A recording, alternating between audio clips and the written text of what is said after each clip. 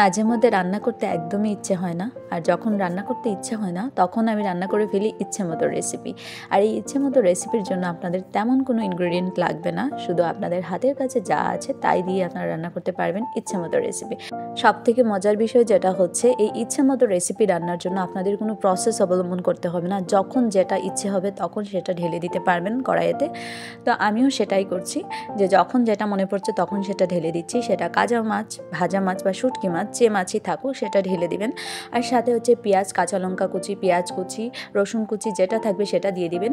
যেহেতু ইচ্ছে মতো রেসিপি, তাই ইচ্ছে মতো আমরা ইনগ্রিডিয়েন্ট তো ব্যবহার করতে পারি, কিন্তু সেই সাথে একটু হলুদের গুঁড়ো, একটু মরিচের গুঁড়ো দিয়ে দিব, কারণ কালারটা ভালো না আসলে আসলে মানে তরকারিটা দেখতে ভালো লাগবে না, আর খেতেও তেমন একটা ভালো লাগবে না। তো তাই জন্য আমি ইচ্ছে মতো লঙ্কা গুঁড়ো, ইচ্ছে মতো হলুদের গুঁড়ো একটু অ্যাড করে নিয়েছি।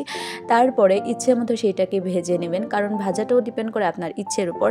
তো ইচ্ছে মতো সেটাকে ভেজে নেওয়ার পর সেটাতে ইচ্ছে মতো সবজি অ্যাড করে দিবেন। সেটা আপনার কাছে যে সবজি অ্যাভেলেবেল থাকুক না কেন, সেই সবজি সেটাতে অ্যাড করে দিবেন, কারণ মেইন ব্যাপার হচ্ছে আপনাকে খেতে হবে। আর যারা আমার মতো ঝাল খেতে পছন্দ করে তারা তো অনেক কাঁচা লঙ্কা, গুঁড়ো লঙ্কা ইউজ করবে, যেটা আমি করি সবসময়।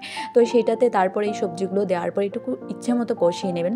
সেই সময়টা হচ্ছে আপনার ইচ্ছের উপর ডিপেন্ড করে। যদি কম সময়ের মধ্যে আপনি রান্না করতে চান, অবশ্যই কম সময় আর সেটাকে কষাবে। আমার এত কষানোর মতো ধৈর্য ছিল না, সেই জন্য আমি সেটাতে অনেক পরিমাণে পানি ঢেলে দিয়েছিলাম। আর অনেক পরিমাণে পানি ঢালার আরেকটা কারণ হচ্ছে, বারবার আমি পানি ঢালতে পারবো না, তো একবারে রান্না হয়ে যাবে। তো 1 ঘন্টা পর এসে দেখি আমার পানির অবস্থা এইটুকু, মানে এইটুকু কমেছে, কারণ আমি অনেকটা পরিমাণে পানি দিয়েছিলাম। এখন আমাকে আরও অপেক্ষা করতে হবে। তো শেষ পর্যায়ে এসে আমার রান্নার এইটুকু আছে। তো আপনারা বুঝতেই পারছেন যে রান্নার মাঝখানে আমার খাওয়া দাওয়া শেষ হয়ে গেছে, কারণ এত সময় বসে থাকার মতো ধৈর্য আমার ছিল না, সেই জন্য আমি খেয়ে নিয়েছিলাম। শেষমেশ আমার এইটুকু রয়েছে। তো রেসিপিটা কিন্তু খেতে খুবই দারুণ হয়েছিল। যদি ভিডিওটা ভালো লাগে অবশ্যই একটা লাইক দিয়ে দেবেন। ধন্যবাদ সবাইকে ভিডিওটা দেখার জন্য। Tata, good bye.